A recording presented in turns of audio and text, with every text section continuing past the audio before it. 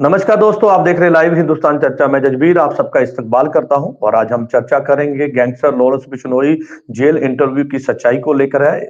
Lawrence Bishnoi की interview पर एक बड़ा खुलासा हुआ था और जो सिट बनाई गई थी जिसका काम था जांच करना और जांच करने के बाद कोर्ट में अपनी जो है रिपोर्ट पेश करना। और सिट ने जो है वो सीधे तौर पर अब बड़ा खुलासा किया है, जिसमें उन्होंने कहा, कोर्ट में उन्होंने कहा कि भाई हमने जहां पर ये दोनों इंटरव्यू हुई है उस लोकेशन की हमने जो है पूरी हमारे पास जानकारी है कि कहां पर हुई है। उसके साथ साथ उन्होंने ये भी बताया कि लॉरेंस बिश्नोई की जो इंटरव्यू हुई है और किस तरह से हुई है, कौन कौन अधिकारी इसमें शामिल थे और किस तरह से ये ऑर्गेनाइज की गई, इसकी तमाम जानकारी उनके पास है। और 2 हफ्ते के अंदर इसकी जो रिपोर्ट है वो माननीय कोर्ट में पेश की जाएगी। हालांकि जिस इंटरव्यू को लेकर कहीं ना कहीं पंजाब में बवाल है और गैंगस्टर लॉरेंस बिश्नोई पर ऊपर जो है सिद्धू मूसेवाले के कत्ल का जो है सीधे तौर पर दोष है और लगातार सिद्धू मूसेवाले कत्ल मामले को लेकर कहीं ना कहीं सरकार के ऊपर प्रेशर था कि भाई सरकार बताए। और माननीय कोर्ट ने जब ये मामला कोर्ट में पहुंचा उसके बाद में कोर्ट ने सीधे तौर पर इस पे एक सिट का गठन किया। सिट की रिपोर्ट आई जिसमें यह कहा गया कि लोकेशन तो पता चल गई है और जो जो अधिकारी इसमें शामिल थे उनकी जानकारी 2 हफ्ते के अंदर जो है वो कोर्ट में रिपोर्ट के जरिए पेश की जाएगी। इस तमाम मुद्दे को लेकर विशेष चर्चा है और इस चर्चा में विशेष पैनल हमारे साथ है। इस पैनल में हमारे साथ में भाजपा से हमारे साथ में सीनियर स्पोक्स पर्सन हमारे साथ में चेतन मोहन जोशी जी हमारे साथ है। अकाली दल से हमारे साथ में सुखजिंदर सिंह कोनी जी हैं। कुछ ही देर में कांग्रेस से राजीव शर्मा जी हमारे साथ जुड़ेंगे।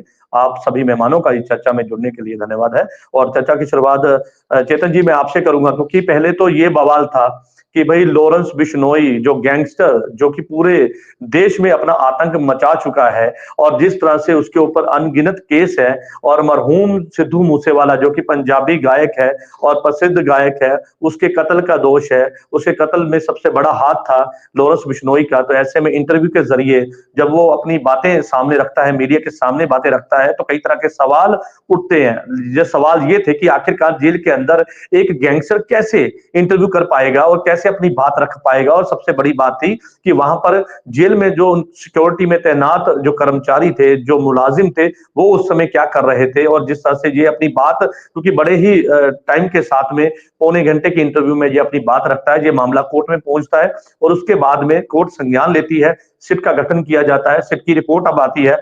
उसमें यह कहा गया है कि भाई 2 हफ्ते के अंदर जो जो अधिकारी इस इंटरव्यू में शामिल थे उनकी जानकारी मिलेगी और लोकेशन जो है वो सिट ने पता कर ली है कि कहां पर लोकेशन थी। पंजाब सरकार ये कहती है, पंजाब के डीजीपी ये कहते हैं कि ये पंजाब में इंटरव्यू नहीं हुई है, वो सिरे से इसको नकारते हैं। लेकिन ऐसे में अब सिट की रिपोर्ट के बाद कहीं ना कहीं पंजाब पुलिस और पंजाब सरकार की मुश्किलें बढ़ सकती है। क्या कहेंगे इस पर? देखिए, जो धज्जियां उड़ चुकी है ना लोकतंत्र की, और लोकतंत्र की धज्जियां उड़ने के साथ साथ जो कानून व्यवस्था है पंजाब की, उसके ऊपर जो कुछ टेलीविजन पे और मीडिया में जो कुछ भी हमें नजर आता है, और उसके ऊपर तो अब हमारे माननीय मुख्यमंत्री श्री भगवंत सिंह जी मान भी ये बात करने लग पड़े हैं कि ना तो लॉ एंड ऑर्डर पे कंट्रोल है, क्योंकि पुलिस वाले जो चिट्टा बेचते भी हैं, खाते भी हैं, सरकारी कर्मचारी रिश्वत लेते हैं। अनमोल गगनमान वो चुटकियों वाली जो 5 मिनट में जिसने दिलवानी थी एमएसपी, अब परसों एक फंक्शन में कहती थी कि मेरे नाम पे रिश्वत मांगी जाती है, और जो ईओ बकायदा पोस्ट संविधानिक जो पद है उनका प्रयोग करके बोला कि मेरे नाम पे जो रिश्वत मांगते हैं वो थोड़ा सा उनको एक चेतावनी दी। तो भैया जब चेतावनी दी तो उनके ऊपर कार्रवाई क्यों नहीं करते? यही हिसाब यहाँ पे हुआ। जब आपको पता है कि एसआईटी की जो रिपोर्ट है उसमें कहीं ना कहीं वो चीजें निकल कर आई हैं जिसपे सीधा स्पष्ट एक प्रश्न होता है आपकी कानून व्यवस्था के साथ साथ आपके अनुशासन पे और सर्विस बुक पे, और एक विश्वास के ऊपर जो प्रश्न चिन्ह लग चुका है, वो सब कुछ इन्होंने तोड़ दिया है आम आदमी पार्टी की सरकार ने। लॉरेंस बिश्नोई की इंटरव्यू होना तब सीरियस माना जाएगा, उससे पहले जब तक हम ये नहीं मानते कि इंटरव्यू करने वाले इंस्ट्रूमेंट उन तक कैसे पहुंचे, जब तक हम ये नहीं मानते कि इंटरव्यू करने वाले जर्नलिस्ट के माइंड में ये बात कैसे आई, हम जब तक ये नहीं मानते वो कौन सा ऐसा इंस्ट्रूमेंट होगा, वो कौन सी ऐसी सीक्रेसी होगी जो एक जो जेल में बैठा हुआ एक अपराधी है और एक जर्नलिस्ट के बीच में जो बात हुई, वो इंस्ट्रूमेंट कौन है लोग, क्या नहीं, लेकिन ये चेतन मोहन जी, ये यहाँ पर एक सवाल ये भी है कि जेलों के अंदर जैमर लगाए जाते हैं, तो उस समय क्या जैमर ऑफ कर दिए गए? क्यों? ये क्योंकि ये एक बड़ा सवाल है जहन के अंदर जब ये बात आती है सवाल कि बहुत इंटरव्यू जेल बड़ा के है। अंदर हुई है। बिल्कुल। सवाल एक और बहुत बड़ा है। सवाल ये है कि पहली बात, ये डिबेट करनी जहन में आई कैसे। दूसरा सवाल है कि उसको सफल बनाने के लिए कौन कौन से लोगों को बतौर इंस्ट्रूमेंट यूज किया गया। और नंबर 3 बात, अभी तक पंजाब सरकार चुप क्यों है। मान लो इंटरव्यू हो गई, जो जो जानकारियां निकलेगी उनके ऊपर तो चर्चा होगी ही होगी, रिपोर्ट में आएगा ही आएगा। आपका फर्स्ट स्टेप क्या था उस इंटरव्यू को देख के? फर्स्ट स्टेप यही है ना कि पता चला जाए कि उन उन दिनों में वो छुपा हुआ भगौड़ा तो है नहीं है, अक्सर पुलिस की कस्टडी में है। तो ये सामने बात है कि वो कस्टडी में जो था, तो उस समय इतनी लंबी बातचीत करने के समय जिस बैरक में वो बैठा होगा लॉरेंस बिश्नोई, उसके अगल बगल में क्या कोई भी पुलिस वाला नहीं घूमा होगा? ये बहुत हम्म। बड़ा प्रश्न है सर। बात ये नहीं है कि एक इंटरव्यू हुई है, बात ये है कि उस समय उस जिस कमरे में वो बैठा होगा, उस कमरे में जो वो बैरक होगी, वो उसके बाहर घूमने वाला कोई सिक्योरिटी गार्ड नहीं था। दूसरी चीज, वहां पे इंटरनेट की फैसिलिटी कैसे पहुंची? ये तो सेम वैसा ही हो गया ना, जैसे बाबे फूले को आग लगा दी थी तो उस तक कैसा सामान पहुंचा, तेल कैसे पहुंचा, उसके पास वो बोरी कैसे पहुंची। सेम वही चीज है। यहाँ यहाँ लोकतंत्र का कत्ल हुआ, यहाँ कानून का कत्ल हुआ, यहाँ पे हम्म। कत्ल हुआ उन उन सारे अनुशासन वाली बातों का जो संविधान में लिखी गई है कि एक जेल कर्मचारी और जेल के कानून ये होते हैं, अगर उसमें कोई कोताही बरती, मान लीजिए आज कैमरे चले गए हैं, मोबाइल चले गए, कल को वहां पे पिस्टल चले जाते, रिवॉल्वर चले जाते, हम्म। अंदर गैंगवार शुरू चलिए। हो जाती, बिल्कुल। इंसानियत बिल्कुल। के नाम पे कतलेआम हो जाता। तो यहाँ पे चलिए, ये पंजाब वाकई में सरकार बहुत को बड़े संज्ञान सवाल है। लेना बिल्कुल। पड़ेगा। बिल्कुल संज्ञान यहाँ पर लेने की जरूरत है। वहीं दूसरी तरफ कहीं ना कहीं ये बात सोचने पे मजबूर होना पड़ेगा कि आखिरकार अगर इस तरह से इंटरव्यू होती है, कल को हथियार, जैसे आपने बताया कि हथियार भी जा सकते हैं, लेकिन सवाल ये भी है कि जो अधिकारी पूरा एक सिक्योरिटी ब्रेक, मैं मानता हूं इसको, क्योंकि उस समय पूरी सिक्योरिटी लॉरेंस बिश्नोई को दी जाती है, तो आखिरकार वहां पे सिक्योरिटी में तैनात जो ऑफिसर थे उस समय वो कहां पे थे? हालांकि इस बात को लेकर पंजाब के डीजीपी ने ये बात कई बार बोली है कि ये पंजाब की जेलों में इंटरव्यू नहीं हुई है, लेकिन ऐसे में अब लोकेशन की जानकारी तो मिल गई है कि भाई कहाँ पे ये हुई है, ये पूरी दुनिया जानने लगी, क्योंकि सिट की रिपोर्ट जब पेश होती है तो उसमें ये बात तय हो जाती है कि ये लोकेशन कहाँ पे थी, क्योंकि बार बार कहा जाता था गुजरात में, गुजरात की जो जेल है उसमें ये इंटरव्यू हुई, लेकिन इसकी अब कहीं ना कहीं जानकारी मिल चुकी है।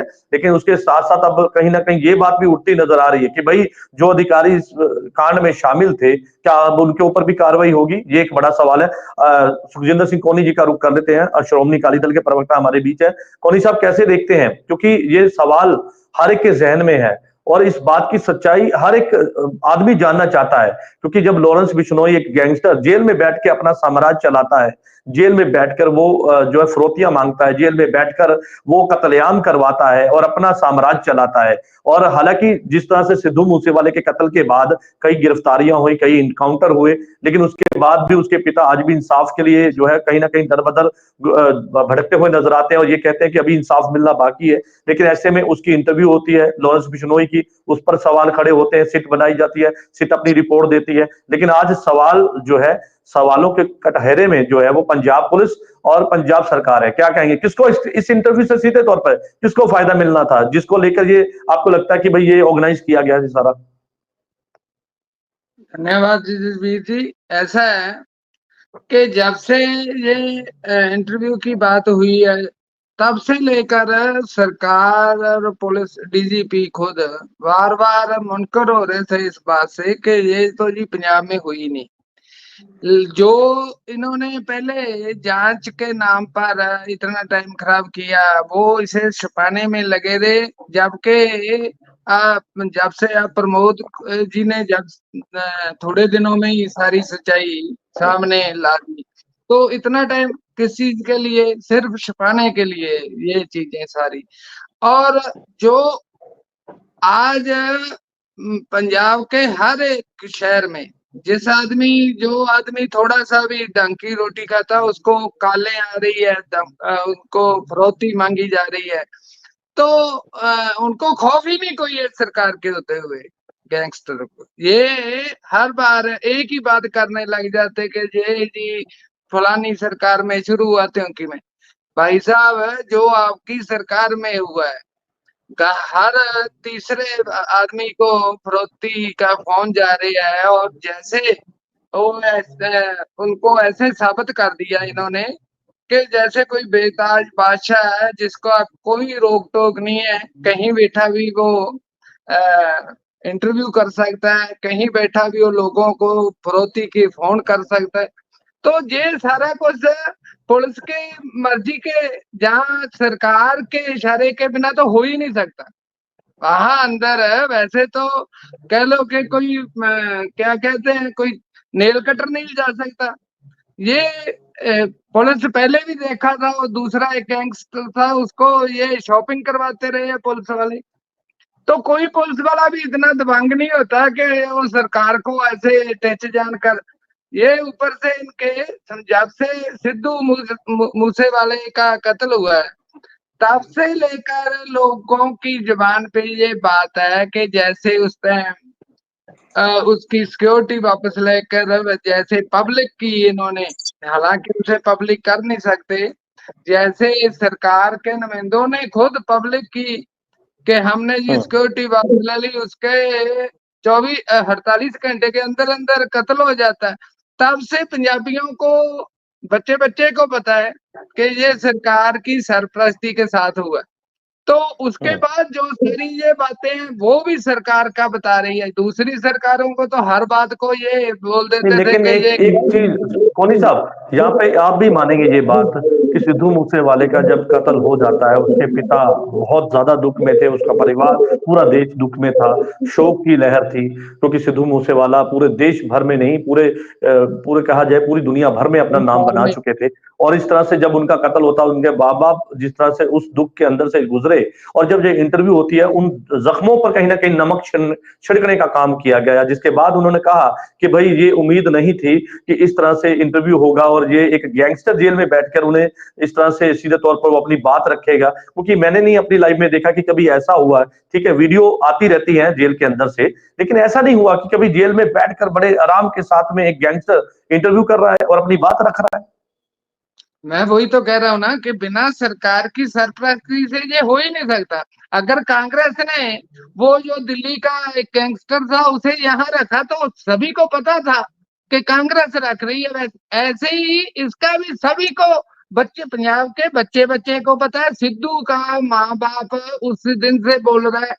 आपको याद होगा कि जब सिद्धू के घर ये मुख्यमंत्री गए अफसोस करने, तो वहां भी आपने देखा था कि कैसे प्रबंध, क्योंकि इनको डर था, अंदर से पाला इनको यही था कि हमारी सरपरस्ती की बातें लोगों में हो रही है, उस बात से परिवार का हमारे प्रति गुस्सा है। सिद्धू की मौत, सिद्धू अकेला उस परिवार का ही कमाऊ पुत नहीं था, वो पंजाब का, और वो देश को भी करोड़ों रुपये का टैक्स भरता।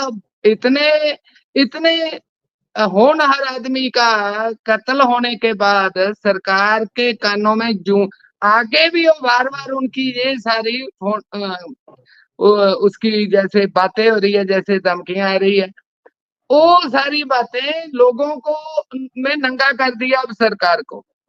अब तो डीजीपी की भी कोई कह लो कि उनके पल्ले ही नहीं है कुछ इस बात से रहा कि वो जी बार बार झूठ बोले जा रहे हैं। सभी को पहले भी पता था, ठीक अब है, वो ठीक बात बिल्कुल क्लियर हो गई है। चलिए ठीक है, चल ठीक है, ठीक है सर। मोहन जी का जोशी साहब का रुख कर लेते हैं। जोशी साहब, यहाँ पर सवाल ये भी था, क्योंकि जिस तरह से सिद्धू मूसेवाले के कत्ल के बाद कई तरह के गैंगस्टर, कई तरह के ऐसे गुर्गे पकड़े गए, उनका इनकाउंटर किया गया, लेकिन आज क्या ऐसी विपता आन पड़ी कि भाई एक गैंगस्टर का साथ देने के लिए अधिकारी भी शामिल हो गए, क्योंकि बिना मिली भुगत के तो ये इंटरव्यू नहीं हो सकता ना। और एक तरह से देखिए, जैसे पूरे का पूरा एक सिस्टमेटिक तरीका उनको दे दिया गया, और पूरे 45 मिनट तक की ये पूरी इंटरव्यू रही। बड़े आराम के साथ वो इंटरव्यू करते हैं और आपने जैसे बताया कि भाई वो इक्विपमेंट कौन से थे, उनके पास कैसे पहुंचे, ये भी सवाल था। जैमर लगे होते हैं जेलों के अंदर, उस समय जैमर भी नहीं काम किए, अधिकारी वहां पे घूमते हुए दिखाई नहीं दे। यानी कि पूरा एक सेटिंग के साथ में पूरा एक प्लान किया गया कि भाई ये जब इंटरव्यू होनी है तो इसको कैसे ऑर्गेनाइज किया गया। तो इसमें अधिकारी अब जब रिपोर्ट पेश होगी, अधिकारियों के नाम होंगे, तो क्या लगता है आपको कि सीधे तौर पर उन अधिकारियों के ऊपर जहां पे कार्रवाई होगी वहीं पंजाब पुलिस की छवि पर भी कहीं ना कहीं इस पर निशान पड़ेंगे? देखिए, एक झूठ को छुपाने के लिए ना 10 झूठ बोलने पड़ते हैं, और जब 10 झूठ बोलने शुरू करते हैं, तीसरे चौथे झूठ में कुछ ऐसा हो जाता है कि 40-50 झूठ बोलने पड़ते हैं। उसके बाद क्या होता है कि पूरी की पूरी पिक्चर ही झूठी बन जाती है। इंसान झूठे पड़ जाते हैं, किरदार झूठे पड़ जाते हैं, उनके दावे झूठे पड़ जाते हैं। जब सब कुछ झूठा पड़ जाता है तो फिर उस पे बात ना आए, उस पे बात ना आए, इसको बचा लो, उसको बचा लो, फिर ये काम चलने लग पड़ता है। अधिकारियों के साथ यही हुआ। अब कोई एसएसपी, डीजीपी या एआईजी, ये जितने भी बड़े बड़े पदों पर पुलिस अधिकारी बैठे, ये जिम्मेवार हैं सारे। मैं नहीं कहता कि उन्होंने डायरेक्ट किया है ये, लेकिन उनके प्रोटोकॉल में ये चीजें आती हैं कि आप लोग इसके इंचार्ज हो। Jailer has to report to the ADGP jailer or DGP jailers, and DGP has to report to Honorable CM. CM की कुर्सी के लोग बदल जाते हैं, सरकारें बदल जाती हैं, लेकिन गवर्नमेंट कॉन्टिन्यूटी में रहती है। इसी तरह पद होते हैं, इसी तरह जॉब्स के स्टेटस होते हैं। अधिकारियों के स्टेटस बदल जाते हैं, डीएसपी से एसपी प्रमोट हो जाता है, लेकिन जॉब कॉन्टिन्यूटी में रहती है। यहाँ पे बात है कि सर्विस कॉन्टिन्यूटी वाले वो लोग कौन थे। सिद्धू मूसेवाला का कत्ल हुआ, पहली बात तो ये है कि ये बदलाव के नाम पे क्या ऐसा बदलाव कर दिया था पंजाब सरकार ने कि आप लोग अपनी मर्जियां करने लग पड़े, कि आपको जब आप संविधान की कसम उठाकर बात करते हो कि मैं गोपनीयता रखूंगा, तो फिर इतनी बड़ी गोपनीयता होम डिपार्टमेंट की कैसे बाहर आ गई। आप फोन करके भी बोल सकते थे कि आपकी सिक्योरिटी रिड्यूस की है, काइंडली ध्यान से रहिएगा, ऐसी कोई बात नहीं हुई। उसके बाद उसको जगह जाहिर कहाँ से करवाया गया, गैर संवैधानिक लोगों से। यार ये कोई हद होती है। अगर आपका मीडिया सेल कोई देख रहा है, इसका मतलब ये थोड़ी है कि वो एक संवैधानिक पद पे है। तो पार्टी का मीडिया सेल है ना, उन्होंने कैसे जारी कर दी, प्रश्न ये आता है सबसे बड़े। उसके बाद ये आता है कि अगर वो गैंगस्टर जिसका नाम आप बोल रहे हो कि क्या नाम इसका, लॉरेंस बिश्नोई, लॉरेंस बिश्नोई, बात ये नहीं कि लॉरेंस बिश्नोई सही है या गलत है, उसके विचार क्या है, बात ये है कि उसको पेश कैसे किया गया। उस पेशकारी के पीछे नेचुरली पंजाब सरकार के ऊपर दोष लगेगा। अब बरगाड़ी कांड में सुखबीर बादल ने खड़े होकर गोली थोड़ी चलवाई थी, प्रकाश सिंह बादल जी ने गोली थोड़ी चलाई थी, लेकिन कॉन्स्टिट्यूशनल एक डेकोरम होता है। संवैधानिक पद पर बैठकर जब जनता ने आपको चुनकर एक सिरमौर पद पे बिठा दिया, फिर आपकी जिम्मेदारी बनती है कि उस पद पर आसीन होने के बाद जो कर्मचारियों के ऊपर पूरा ध्यान दिया जाए, उनसे रिपोर्ट मंगवाई जाए। ब्यूरोक्रेसी 30 से 35 साल जॉब करती है, डेमोक्रेसी 5-5 साल, 3-3 साल, 2-2 साल, 10-10 साल, 15-15 साल के लिए आती है। इसका मतलब ये नहीं कि ब्यूरोक्रेसी अपनी मनमानी करे। आज अगर पूरे का पूरा जेल डिपार्टमेंट के साथ साथ 40 से 50 पुलिस ऑफिसर्स को सस्पेंड नहीं, टर्मिनेट किया जाता है, डिसमिस किया जाता है, तो पंजाब सरकार का स्वागत करेगी सारी चीजें। क्यों करेगी स्वागत? क्योंकि जब एक बार आपने ऐसा स्टेप ले लिया तो उसका मैसेज एक लोगों के पास जाता है, दूसरे कर्मियों के पास, कि अगर हमने अपने अनुशासन में कोताही बरती, अपनी जॉब में कोताही बरती, तो हमारे साथ भी ये हो सकता है जैसा पहले अधिकारियों के साथ हुआ। आज अफसरशाही पंजाब पे इतनी बुरी तरह हावी हो चुकी है, चाहे विभाग कोई भी हो, डिपार्टमेंट कोई भी हो, कोई भी सरकारी अधिकारी अपनी मर्जी से लिखकर किसी को कोई भी लेटर भेज देता है, किसी को ब्लैक लिस्ट, जबकि सरकार के कागजों में ब्लैक लिस्ट नाम की कोई चीज नहीं है। आपके साथ अगर सरकार की कोई डील में कोई पंगा पड़ जाता है, अगर उसको क्लियर कर लेते हो, you are not black listed.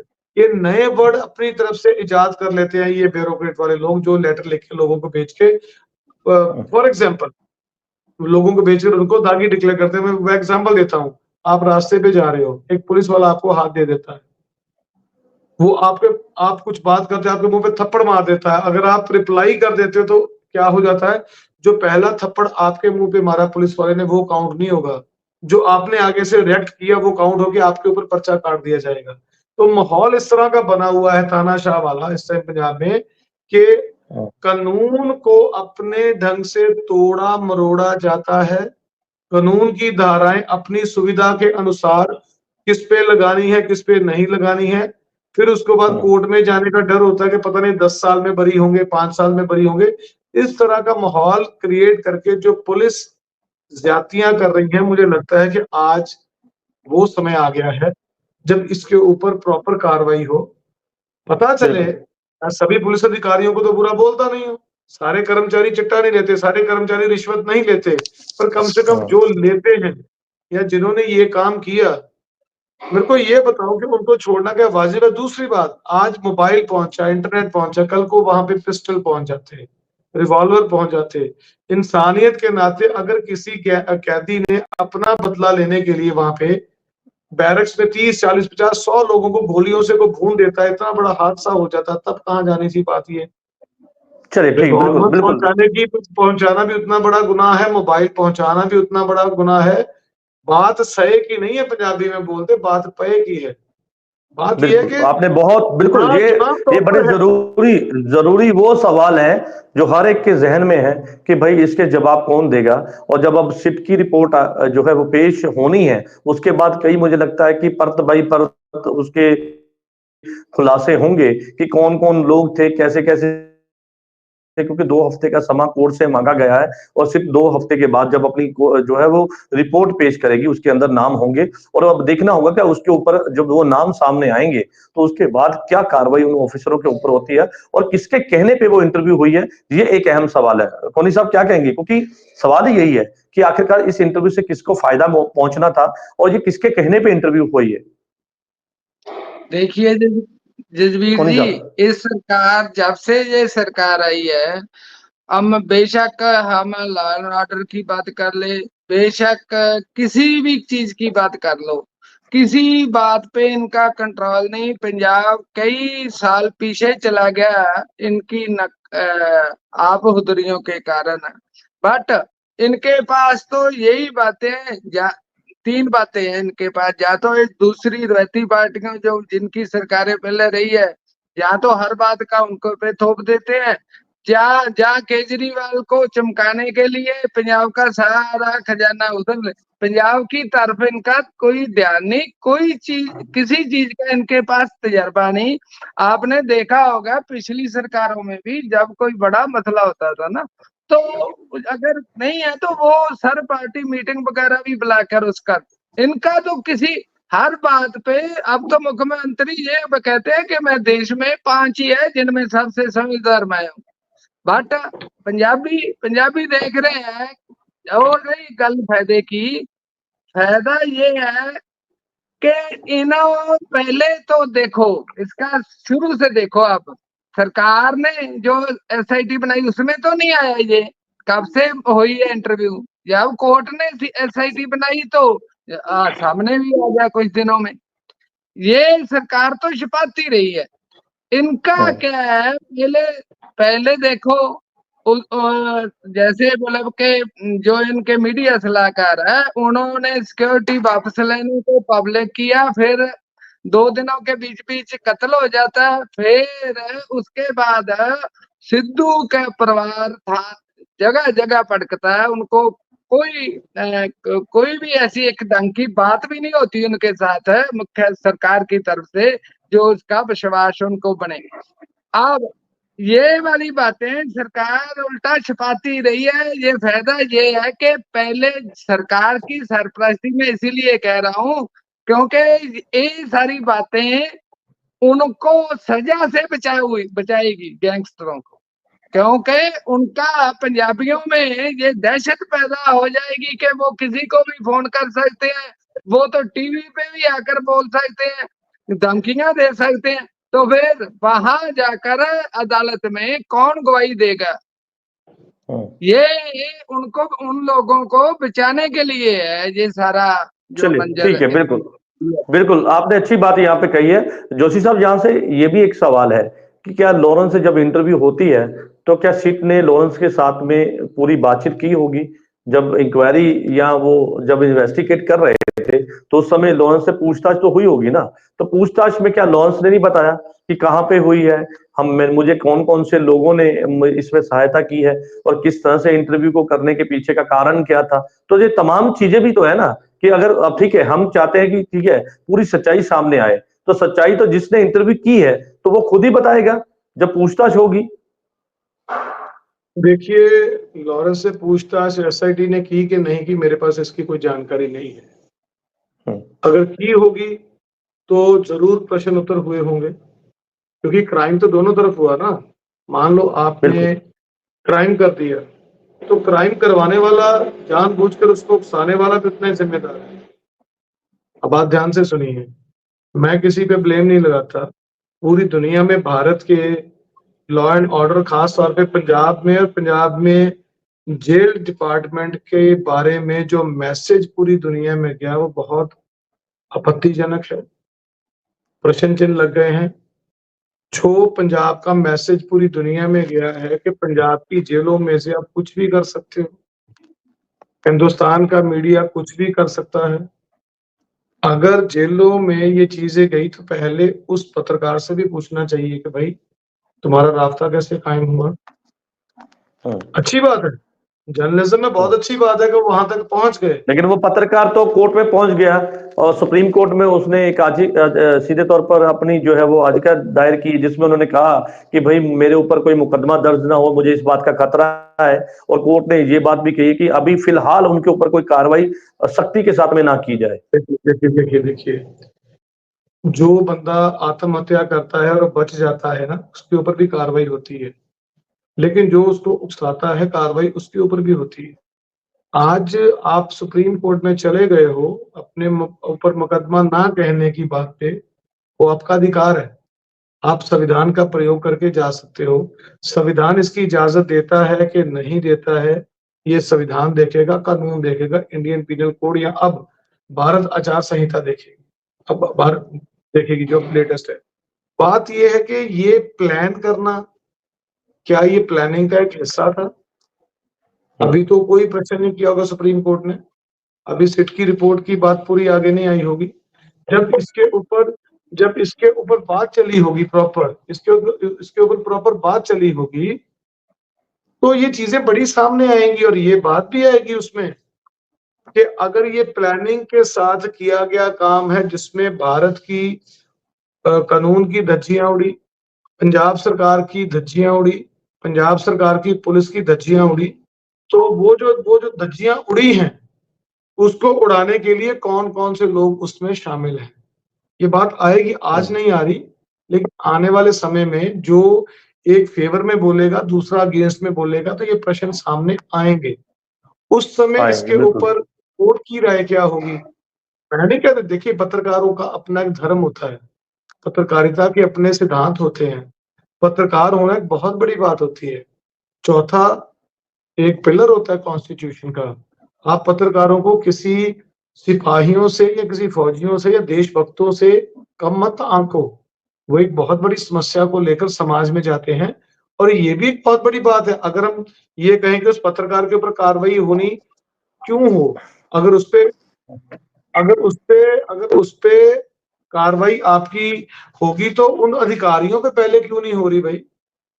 उस पे तो बाद में होगी ना, पहले तो उस अधिकारियों पे होगी कि भाई तुम ये बताओ, अगर एक आदमी कोई भी कल को सामान बेच सकता है, तुम लोग क्या कर रहे हो सकता है वो परखता हो सकता है उसने एक्सपेरिमेंट उस पत्रकार ने किया कि देखो जेलों में ऐसे भी काम हो सकता है। हम उस पत्रकार की पत्रकारिता के प्रति निष्ठा के ऊपर प्रश्न नहीं कर सकते, लेकिन अगर उसको सुप्रीम कोर्ट में ये बात कहने के लिए जाना पड़ा, तो इस बात के ऊपर भी बात आनी चाहिए कि अगर आप सरकार में हो, अगर आप पुलिस डिपार्टमेंट में हो, आपके पास रिपोर्ट भेजने में लेट होने का आपके पास वो है हक है, या आप कह सकते हो कि ये रिपोर्ट चली वो चल रही, तो उस पत्रकार के पास भी पूरा राइट है अपनी सुरक्षा करने का। बात यहाँ पे पत्रकार पे बाद पे आएगी, पत्रकार पे बात बाद में आएगी, पहले उन लोगों पे आएगी। भाई अगर आपको किसी ने रिश्वत दी है तो रिश्वत लेने वाला हाँ। पहले पकड़ा जाएगा, रिश्वत पहुंचाने वाला पकड़ा जाएगा कि देने वाला पकड़ा जाएगा? क्या पता उस पत्रकार को बिल्कुल जबरदस्ती मजबूर किया हो, धमकी दी हो, अगर तू नहीं ऐसा करेगा तो तेरे पे कुछ कर देंगे। तो यहाँ पे ये चीजें सिट की रिपोर्ट के बाद आएंगी, पत्रकार के ऊपर बिल्कुल बात आएगी जरूर, ये हमें पता है। मैं पार्टी लेवल पे नहीं बोल रहा, एक सामाजिक के रूप में बोल रहा हूँ कि एक सिटीजन ऑफ इंडिया के होने के नाते में बोल रहा हूँ, प्रश्न उससे भी होंगे, लेकिन उससे प्रश्न करने से पहले वो सारे सस्पेंड और डिसमिस और टर्मिनेट होने चाहिए अधिकारी जिन लोगों ने इस काम को पूरा कामयाब होने दिया। उसके ऊपर बाद में बात आएगी, क्योंकि वो तो एक पत्रकार है, उसने संविधान की कसम उठाकर, गोपनीयता की कसम उठाकर गोपनीय बात रखने की उसने प्लेज नहीं ली। वो एक पत्रकार है, वो एक जर्नलिस्ट है। एक जर्नलिस्ट जहां पहुंचे ना रवि वहां पहुंच जाए कभी, ऐसे एक जर्नलिस्ट है। अगर वो डिसिप्लिन के साथ पत्रकार पत्रकारिता करके लोगों की समस्याओं को लेकर आए, प्रश्न परमिशन ले, फिर तो अधिकारी उसको परमिशन ही नहीं देंगे। तो यहाँ पे बिल्कुल। पत्रकारिता के साथ न्याय हुआ है। वो कितना संवैधानिक है कितना असंवैधानिक है, इसके बारे में माननीय कोर्ट तय करेगी, चलिए, अगर उस बिल्कुल, पर केस बहुत अच्छी चलता है बात तो। आपने की। बिल्कुल, बिल्कुल, ये जाँच का विषय है और जब जाँच होगी, तो पूरी चीज़ें मुझे लगता है खुल के सामने आएँगी। हालाँकि ये जाँच बहुत लंबी चली है और सिट की जब अब रिपोर्ट पेश होगी, तो उसमें कई चीज़ें खुलेंगी क्योंकि उसमें 2 हफ्ते का समय माँगा गया है और जब ये रिपोर्ट पेश हो जाएगी, तो उसमें दिखना होगा कि कौन-कौन दोषी है और किस तरह से उन्होंने अपनी रिपोर्ट में ये बातें स्पष्ट की हैं कि इसके पीछे कारण क्या थे, क्या ऐसी वजह रही है कि जेल के अंदर से इंटरव्यू करने के लिए जो है सारा तामझाम पूरा सरकारी एक जो है हम जिसको कहते हैं अमला पूरा उस समय वहां पर झुक गया और किस तरह से इंटरव्यू हुई और इसको लेकर सीधे तौर पर जो सवाल ये उठते हैं कि आखिर इस इंटरव्यू से किसको फायदा मिला। तो ये तमाम सवाल है जिनके सवालों के जवाब जो है वो सिट की रिपोर्ट के बाद माननीय कोर्ट में जब मामले में सुनवाई होगी तो उसके बाद इस मामले को लेकर कई तरह के पहलू और सामने आएंगे। तो कोनी साहब का रुख कर लेते हैं अंतिम में। कोनी साहब क्या कहेंगे इस पर लेकर, क्योंकि जोशी जी ने जो बात कही है तो बिल्कुल दिल को छू जाने वाली बात है कि भाई इस तरह से ठीक है, एक जब पूरी इंटरव्यू का ये पूरा एक रचा गया उसके बाद कई तरह के सवाल कई तरह के जवाब, सिट की अपनी रिपोर्ट है और उस लोकेशन को पहले लेके कि भाई इस तरह के दावे थे। पंजाब के डीजीपी कहते हैं कि भाई पंजाब की जेलों में नहीं हुआ, लेकिन वो सिट अब कहती है कि हमें लोकेशन का हम जानने में कामयाब हुए हैं और उसके साथ साथ जो है जो अधिकारी इसमें शामिल थे वो 2 हफ्ते के अंदर अपनी रिपोर्ट वहां पर पेश कर देंगे, क्योंकि सवाल यहीं पे आके खत्म नहीं हो जाता, क्योंकि ये जांच लंबी चली है और सिद्धू मूसेवाले के कत्ल का दोषी है गैंगस्टर लॉरेंस बिश्नोई, जेल में बैठ के उसने ये षड्यंत्र रचा, इसकी पूरी जानकारी पूरी पूरी तहकीकात हुई, उसके बाद ये बात कही गई कि भी उसने किस तरह से ये कत्ल को अंजाम दिलवाया, कि ये कांड कैसे करवाया, तमाम चीजें सामने आई। लेकिन अब उसकी इंटरव्यू के बाद ये बातें भी सामने आई कि भाई इस इंटरव्यू के दौरान जो अभी तक घटना घटी है, जिस तरह से इंटरव्यू को ऑर्गेनाइज किसने किया, अधिकारी कौन कौन से शामिल थे, तो ये तमाम चीजें थी उनको लेकर कहीं ना कहीं एक ऐसा एक जाल बुना गया था। अब आपको लगता है कि वो जाल धीरे धीरे अब जो है वो करता हुआ नजर आ रहा है कि भाई ठीक है अब इसकी सच्चाई सामने आ जाएगी जब सिट की रिपोर्ट पेश हो जाएगी। मैंने पहले भी कहा है कि जो सरकार ने सेट बनाई थी उसने तो इसे लोगों इस पे पर्दा डालने का काम किया। वही जैसे डीजीपी बोलते थे वैसी ही उनके अब तक कोई बात नहीं। जब से कोर्ट ने सेट बनाई इंडिपेंडेंट तो तब ये बात प्रमोद कुमार जी ने कुछ दिनों में ला दी सामने। ये क्योंकि ये साबित करता है सरकार की मंशा, सरकार की सरपरस्ती। पहली बात दोबारा करने का कि वही देखो इतना बड़ा आदमी, इतना मशहूर कलाकार है जो पूरी दुनिया में मशहूर, उसके मरने के उसका कत्ल होने के बाद जब पूरे देश में कह लो पंजाब में तो बच्चा बच्चा, जब उसकी चर्चा इतना हाईलाइट था वो केस, उस केस में मुझे नहीं लगता कि कोई पुलिस अफसर इतना जेलर इतना दबंग होगा कि वो इतने हाइट इसकी चर्चा इतनी हर चैनल कर रहा हो कि वो अपने अपने तौर पर ही ये सब करवा रहा हो। तो ये सरकार की सरपरस्ती के बिना इम्पॉसिबल लगता है कि डर भी हो ही एक नहीं वजह रही होगी सकता। सर, डर भी एक वजह रही होगी इसमें। हाँ वो तो है। दूसरी देखो ना, जब इसका सामने आ गई बात इंटरव्यू वाली, तो जैसे जोशी साहब ने कहा है कि पत्रकार से तो पूछने वाली बात कभी हमने सुनी नहीं। जो अब मुजरिम इनके पास है उनका उनका बयान, उनसे पूछताछ जो की वो उनका ऐसा कहीं नहीं था। अब तो देखो, अब तो हाईकोर्ट कोर्ट की सेट के आया ना सामने। चलिए ठीक है सर, ठीक है, लेकिन सिद्धू मूसेवाले के पिता लगातार इंसाफ की बात करते हैं और जब भी वो उनको मौका मिलता है वो सीधे तौर पर ये कहते हैं कि इंसाफ मिलना अभी बाकी है। लेकिन लॉरेंस बिश्नोई की इंटरव्यू पर अब बड़ा खुलासा हुआ है। ये खुलासा ये था कि सिट ने जो कोर्ट में पेश की रिपोर्ट है उसमें ये कहा कि भाई हम उनको लोकेशन जानने में वो कामयाब हुए। उसके साथ साथ उनका ये कहना था कि जो अधिकारी जो सीधे तौर पर इसमें शामिल थे उनकी पूरी जानकारी 2 हफ्ते के अंदर दी जाएगी और ये देखना होगा कि 2 हफ्ते के बाद जब ये पूरी जानकारी कोर्ट के समक्ष पेश कर दी जाएगी उसके बाद किस तरह की कार्रवाई उन अधिकारियों के ऊपर होती है, ये सबसे बड़ा सवाल है। और सबसे बड़ा सवाल ये भी है कि आखिरकार क्या ऐसी नौबत आन पड़ी कि जेल में बैठे गैंगस्टर से इंटरव्यू पर सीधे तौर पर ऐसा ऑर्गेनाइज करना पड़ा। उस समय के अधिकारियों को क्या जरूरत पड़ गई और क्या ऐसी विपदा पड़ी कि जिसको लेकर खुलेआम वो अपना चैलेंज जो है वो करता है, इंटरव्यू के जरिए अपनी पूरी बात रखता है। उसके बाद दावा ये किया जाता है कि भाई ये पंजाब की जेल के अंदर इंटरव्यू नहीं हुई है। लेकिन सिट की रिपोर्ट के बाद कहीं ना कहीं कई तरह के सवाल जो है वो उन सवालों के जवाब अब मिलते हुए नजर आ रहे हैं। और जब ये कोर्ट में जब ये पूरी रिपोर्ट पेश होगी तो उसके बाद कई और बड़े खुलासे होने की संभावना है। आप सभी मेहमानों का इस चर्चा में जुड़ने के लिए धन्यवाद है। कल नई चर्चा में मैं आपके साथ फिर से जुड़ूंगा। तब तक के लिए दीजिए इजाजत। धन्यवाद।